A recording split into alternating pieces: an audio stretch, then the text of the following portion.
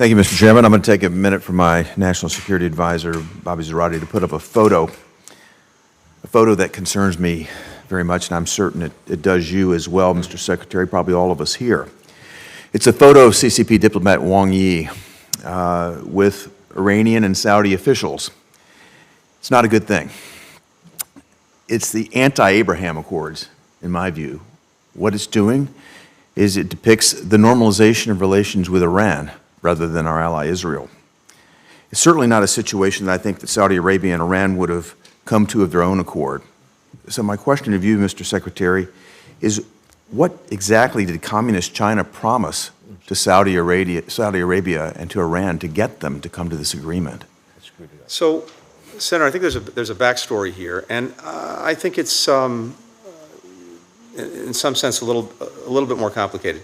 The Saudis and the Iranians have been talking for the better part of the last couple of years, including in Oman, including in Baghdad, to look to see if they could get back to where they were before they interrupted their diplomatic relations. You remember the Saudis put to death a prominent Shia cleric. That resulted in a protest or storming of the Saudi embassy in Tehran. They broke off diplomatic relations, I think, back in 2016. But in the last couple of years, not a couple of months, they've been looking to see if they could get back to a slightly more normal place. And based on the information we have, I think what China did, in a sense cleverly, was to, at the very end of that process, take advantage of the work that these countries had done and then basically host the conclusion of the agreement that they reached to restore diplomatic relations, not to bring it together themselves. They just happened to be the host of it. And I think it, sent a diplomatic signal. There's no doubt about that. I have to say, I see some positives to this as well as some concerns. The positives are these.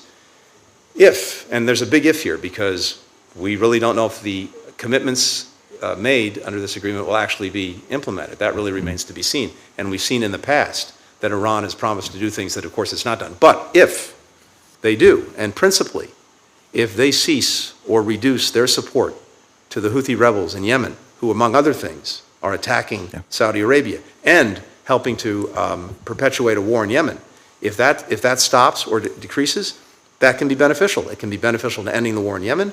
It can be beneficial to helping defend or make sure that Saudi Arabia is not under attack. There are 80,000 Americans in Saudi Arabia. We have an interest in that too. So it's a long way of saying, if this results in the curbing of some of Iran's malicious activities, I actually don't think that's a bad thing. By the way, it does not in any way substitute for our determination to pursue the deepening as well as the expansion of the Abraham Accords. I had a long discussion with Prime Minister Netanyahu about this when I was recently in Israel. We're very focused on that, and I also don't think it will change the interests of other countries in pursuing that. To go back to the photo itself, though, I think the image itself suggests to me that China may be trying to pull our ally, Saudi Arabia, into their orbit, along with Russia and Iran. It also suggests to me that China may be laying the groundwork for, a petro-yuan environment rather than to replace the petrodollar. I think this is something that would benefit from a deeper conversation with you, perhaps a conversation in closed session, and I might ask the chairman and ranking member if we could arrange that at some point soon. I think that would be beneficial. I'd like to show another image that is also quite concerning.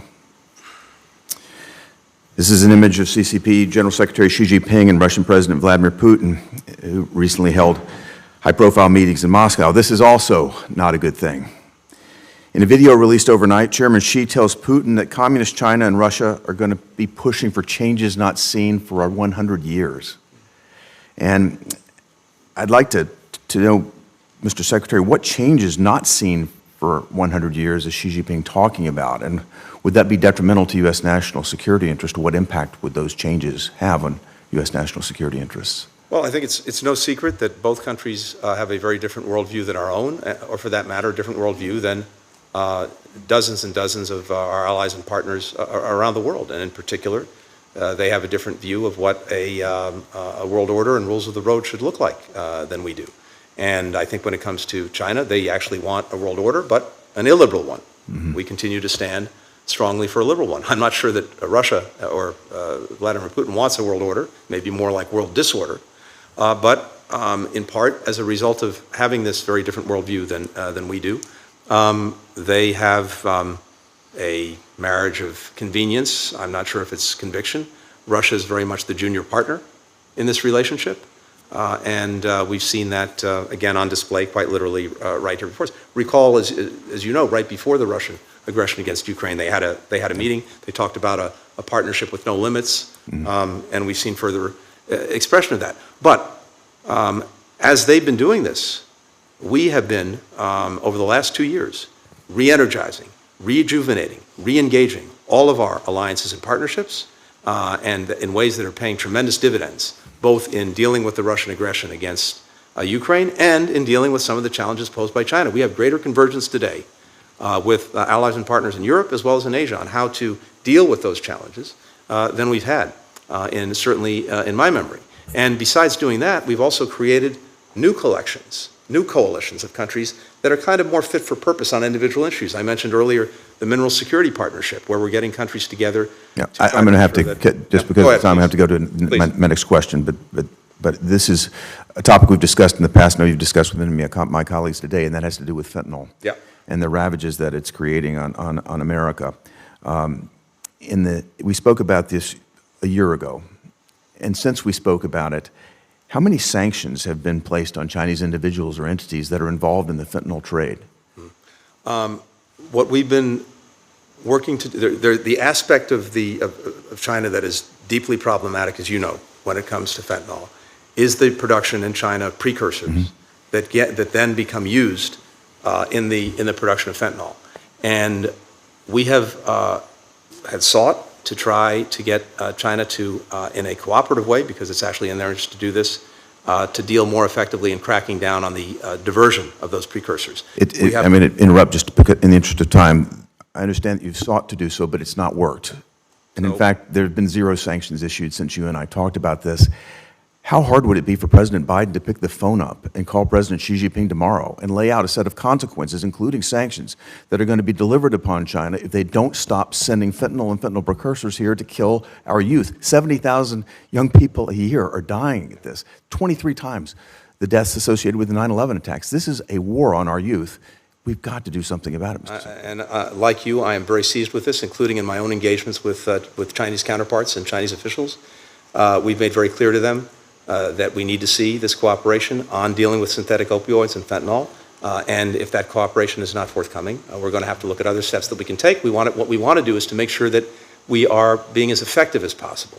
One of the challenges when it comes to, as I mentioned, China is that what often happens is perfectly, as you know, legal chemicals, precursors, get diverted either intentionally or unintentionally, in some cases, to the illicit production of fentanyl. There are agreements, systems, procedures that we want to put in place, which is why I seized the G20 with this just a few weeks ago, and now have agreement from the G20, which includes China, leading countries, economies in the world, to work on this together. For example, much better information sharing, labeling, know your customer, so that at least when it comes to the unintentional diversion of these precursors, we're doing something about that. Now, if it's intentional, that, of course, is a different matter. Thank you.